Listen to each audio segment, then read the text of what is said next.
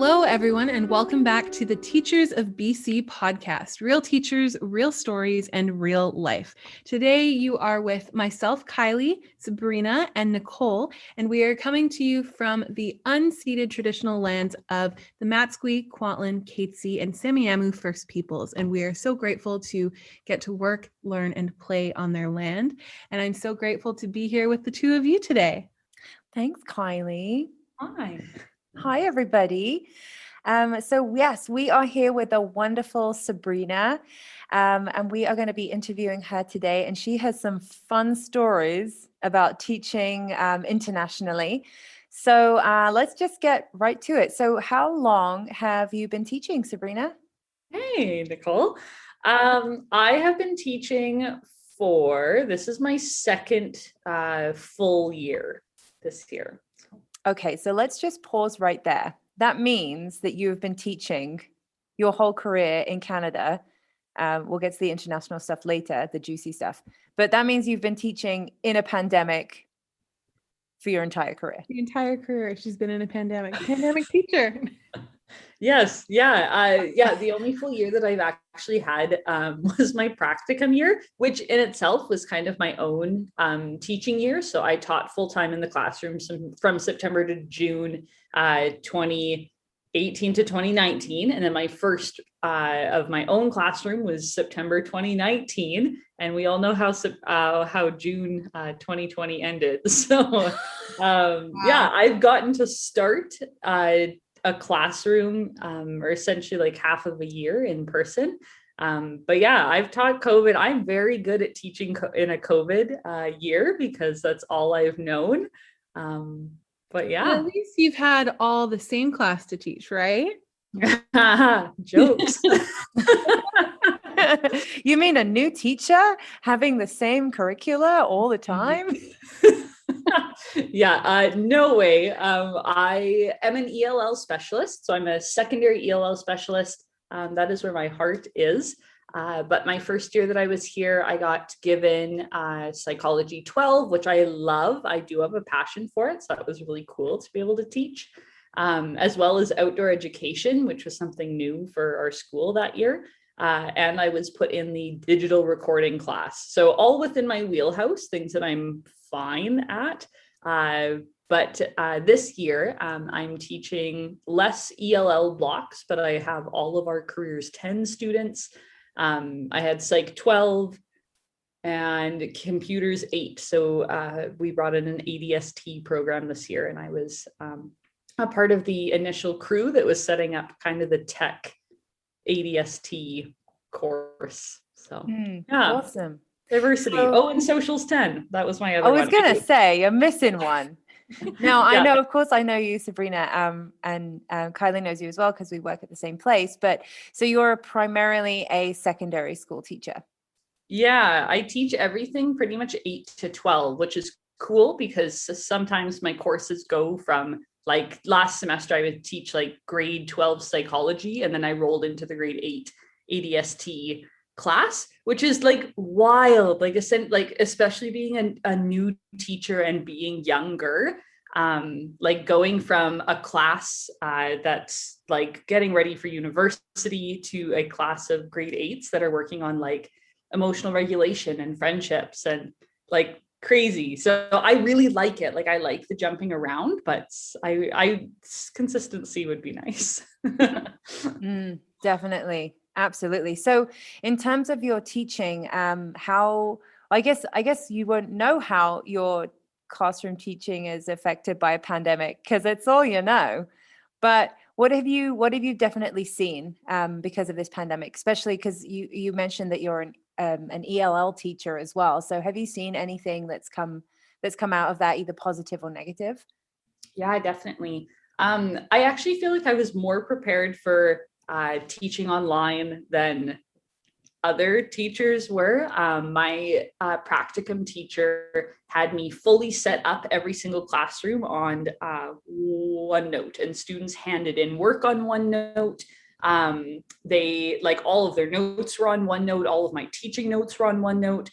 So I had experience having full classrooms online. Like I had no paper in my classroom anyways. And then when we moved on to teams, it was this like very seamless transition. So I felt really grateful for that. And I tried my best to hand my skills and knowledge out to other people as they were trying to navigate online teaching for the first time. So that was cool. I really liked that. And I also love problem solving and helping people out and figuring out what works for them. So that was really cool.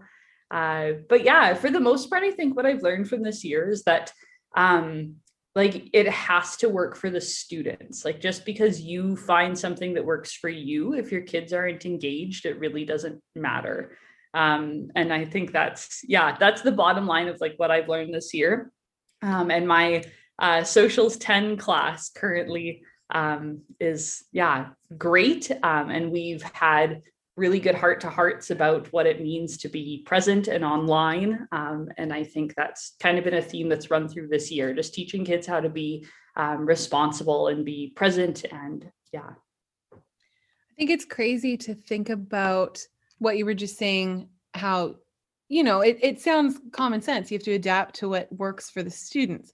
But I think so many of us go into teaching with this idea of what we're going to look like as teachers, right? Like, especially if you're somebody, and I'm going to ask you how you got into teaching, somebody who maybe pictured yourself as a teacher for a long time. You had these certain ideas, whether it was, your outfit or the way that you were going to direct kids. And then you come into the practice, and not only during a pandemic, but also just in a time that's much different than when you were in high school. So I'm just curious about that journey of, when did you decide you wanted to become an educator? What has that journey kind of looked like since, high school or whatever? And also, how is it different than what you pictured? Yeah, no, great questions. I tell my careers kids this story, our first day of careers, because it's, I feel like my story is a little bit unique in the fact that I wanted to be a teacher since I was 5 years old. It was like first day of kindergarten. Walked into class, the teacher, Mrs. Furness, she just retired actually the year before. But Mrs. Furness stood up at the front of the room and she clapped her hands and said, "Okay, boys and girls, let's get to work." And I was like, that's me. I'm going to be that. Oh, that's so cute. So yeah, and I came home from school that day and mom was like, "What'd you learn?" And I was like, "I'm going to be a teacher." And mom was like, "Yeah." And I was like, 100%. And it's never changed, not once.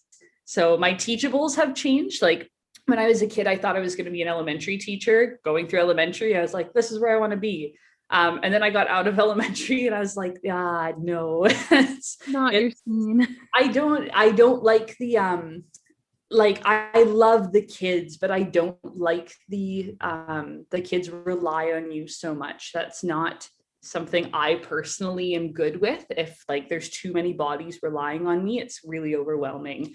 And so high school was my jam, and I did my degree in music. So choral conducting actually is my other teachable, which everyone forgets. I forget. So I know it's really random. So choral conducting. And then when I was in university, I took a couple TESOL courses, like just standard intro, like language, like society and language. And I was like, I love this. Like, and I didn't necessarily want to be an English lit teacher because analyzing literature isn't something that I'm great at, but I loved like the mechanics of language. And I still do. I pick languages up really quickly. And so from there, I went straight into university after high school, got my teaching degree, and I started teaching when I was 22. So I was just a BB. So nice. So I love Kylie's question. Is it what you expected? Like, did it meet what you pictured when you were that kindergarten kid going, I'm going to be a teacher? Yeah, totally. That's also a great question. I grew up with a lot of family around me, so I'm really close to my cousins, and my cousins have been submitted to many of teacher Sabrina's lessons. And so I think as a kid growing up, I already had in my head what I wanted it to be like. And every school is different. Like I did my practicum at a school that's a lot more traditional. That's a lot more traditional than my Sorry, I'm going to turn my sound off. We've got the joys of real life Zoom call interviews happening right now. Literally. Our digital world, a real life example. Okay, where was I?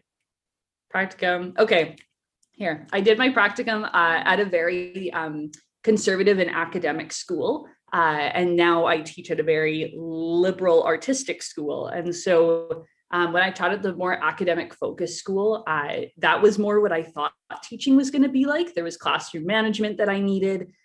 There was like, it was relational, but kids were pushing to be like the top in the class in terms of academics. And that's what I expected.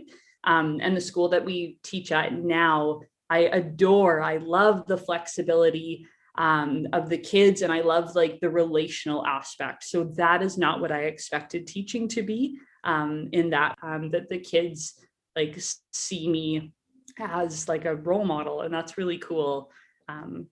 Yeah. Excellent. I'm going to pivot. And I really Pivot. want to know, I want to know about your experiences teaching in other places, in other countries, because I think I wish I had done that. And so I'm going to live vicariously through you. So could you tell us a little bit about your adventures? And potential adventures to come. Yeah, absolutely. So before I started practicum, our university, through the grapevine, like I don't actually remember how I heard about this, but through the grapevine, a representative from a school in Thailand, in Bangkok, came to our university and said, hey, for 3 months, you can come live overseas, teach, see what teaching's like, and then come back for your practicum year. I was like, that sounds great. And my husband, who's a non-teacher, was like, that also sounds great. So it was, we packed up our life for the summer and we moved ourselves to Thailand, which is crazy. Like, it was such a wild experience. But we were obsessed. Like after that, my husband will never teach again. He didn't have a great time, but it was so different. And I taught K4, so 4-year-olds in kindergarten. And it was just as I said, I don't like elementary because of the reliance of kids on you. But this was different. Like these kids are learning how to be people. And I loved that. I loved working with them that way. We came back from Thailand, and my husband and I were like, okay, we're in this good space. I got a full-time job. He has a full-time job. And then February 28th of this year, I applied for a teaching position in Cairo, Egypt, and I got it. And we are moving to Egypt in August. Oh my God. Yeah. The first thing I get out of that is you're brave, and that's amazing. And also you're going to Egypt in the heat of summer. Yeah. Oh my gosh. 100%. And like different heat, right? Like Thailand was like 45 degrees humid, and like Egypt is 45 degrees dry. So different kinds of heat, which like, it's going to be great. I love the heat, so I'm not too concerned. I feel like, you just talked about how you haven't really had a normal teaching year. I mean, your first year is your practicum, which yes, it's simulating what teaching is, but it's practicum. Then we get into the 2019, 2020, it's, bargaining and job action potentially. And then we move right into COVID, and now we're still in COVID. Most people would be looking forward to next year as, okay, year 3, let's settle. We've got a routine. No, not you. What are you like most looking forward to? And what are you maybe hesitating about? Yeah, definitely. It was obviously a huge decision. Like I'm in my mid-20s now, and my husband and I are thinking about like family planning and buying a house, and right, like all these things that start happening in your late 20s, early 30s, right, for most people. And so we have been kind of thinking about all these different like pegs that might